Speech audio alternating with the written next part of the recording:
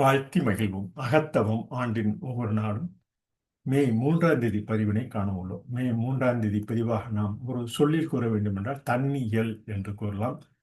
புகழ்பெற்ற ஒளிமயமான தன் இயல்பான தனித்தன்மை கொடுமையிலிருந்து பிரிக்கப்பட்டது.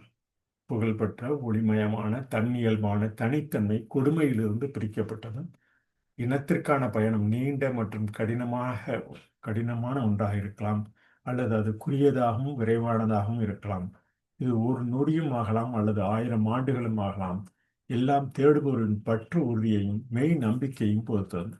பெரும்பான்மையினரின் அவர்களின் நம்பிக்கையின் காரணமாக உள்ளே நுழைய முடியாது. ஏனென்றால் மனிதர்கள் நீதியை நம்பாத போதும் அதை நிறைவேற்றுவதற்கான சாத்தியக்கூறுகளை எப்படி உணர முடியும்? இல்லை. ஒருவரின் கடமையை தன்னலமற்ற செயல்பாட்டின் மூலம் காணலாம். ஆனால் நம்பிக்கை கொண்டவர்கள் மற்றும் சாதிக்க ஊக்குவிப்பவர்கள் அனைவரும் விரைவில் அல்லது பின்னர் வெற்றியை அடைவார்கள். அவர்களின் உலக கடமைகள் அனைத்தின் நடுவிலும் அவர்கள் மயக்கமடைய மாட்டார்கள் அல்லது லட்சிய நன்மை இழக்க மாட்டார்கள். மேலும் அசைக்க முடியாத உறுதியுடன் முழுமையை நோக்கி செல்லுங்கள் என அவர் பதிந்ததை தமிழாக்கமாக கூறலாம்.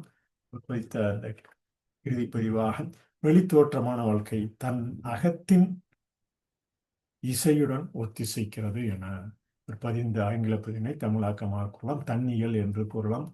அது அவர் பதித்த ஆங்கில பதிவினை we can say it in acrostic in single word: free. Firm regulates entry ever. Firm regulates entry ever. Glorious, radiant, free, detached from the tyranny of self. Journey to the kingdom may be a long and tedious one, or it may be short and rapid. It may occupy a minute, or it may take 1,000 ages.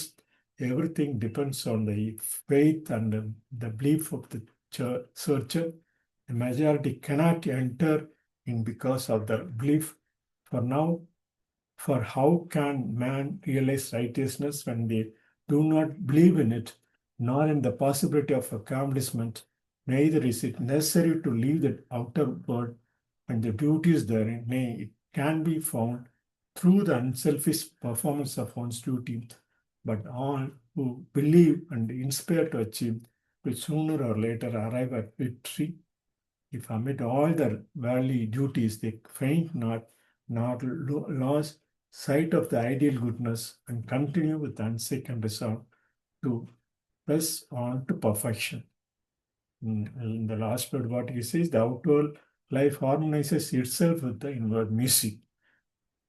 Tamil மொழியில் அவர் கூறியதை ஒரு சொல்லில் தன்னியல் என கூறி அகத்தவம் ஆண்டின் ஒவ்வொரு நாளும் என இந்த மே 3ஆம் தேதி பதிவினை நிறைவு செய்கிறோம். நன்றி.